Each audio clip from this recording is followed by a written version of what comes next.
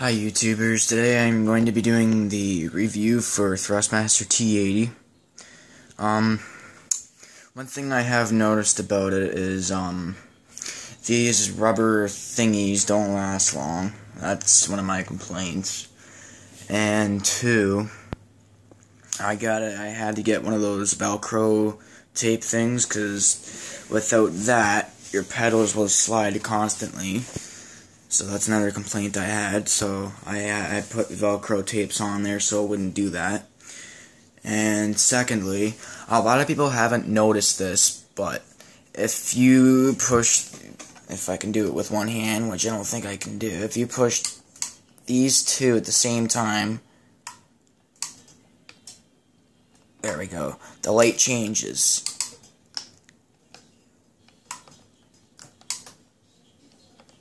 It's hard to do with one hand.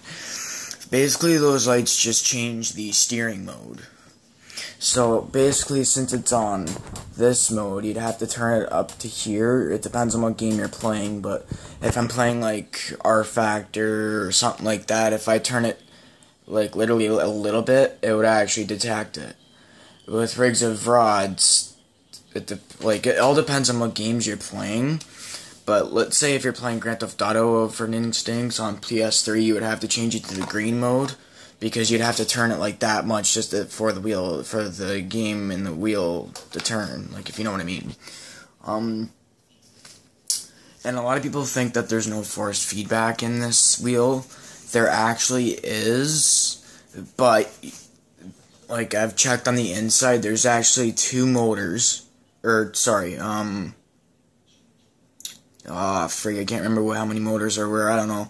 But there's actually one motor, and there's a bracket about maybe that long, or maybe about that long, and then a gear. So every time you turn the steering wheel, the gear that's on that bracket makes the thing go this way and this way. And then you have your motor right here. That's your force feedback motor. But the only problem is that with there's a different type of motor, but with the motor that it has, it makes your wheel do that. There's actually a way you can turn it up, but the only problem is, like, it'll still do that, but it's like, I've had it done before, there we go. So yeah, it would just do that. So basically, when you turn it a little bit, it would just do a little turn. But you don't hear, like, scratching noise, or like G27 or G25 or whatever it is. You would actually hear the steering wheel turning, whereas this one you won't. So yeah. Also, the pedals, so gas and brake, you can switch this from gamepad mode to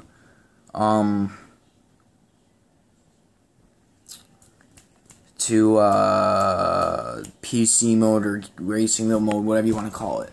Basically, what game mode does is it basically, like, this light will constantly blink, and then these would be an axis mode, not button mode. So you would actually have a lot more control with the vehicle, but with me it doesn't work because there's something else I have to do with it. But then you would have to turn it to PS4 mode right there. So yeah,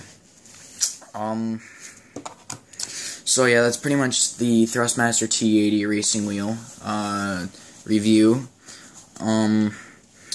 Please comment, subscribe, or anything like that. If you guys have any questions of how to turn up the force feedback on it, leave a comment below, and I'll try my very best to help you with. It's been a long time since I've done it, but I'm going to be figuring it out very shortly. So yeah, that's all I have for today. So that's the review on the Thrustmaster T80.